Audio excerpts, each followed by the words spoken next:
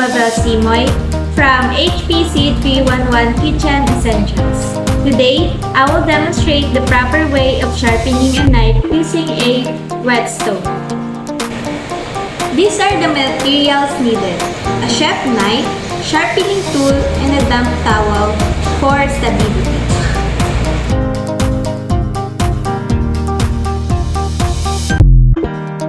I positioned the knife at a 15 to 20 degree angle.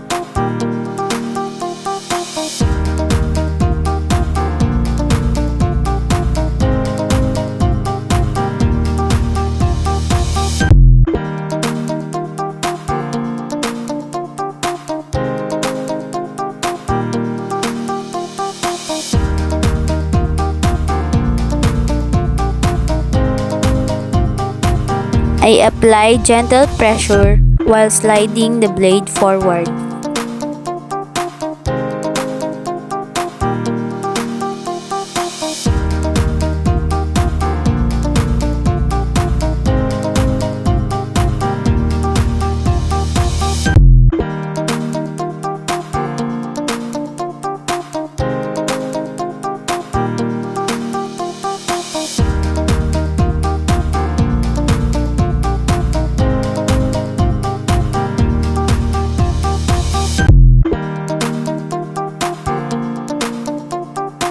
I make sure to sharpen both sides evenly.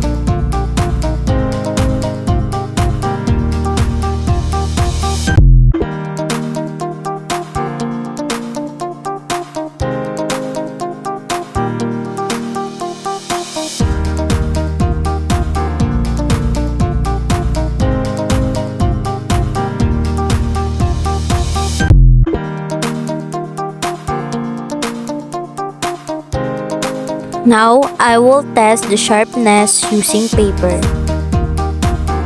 This concludes my demonstration.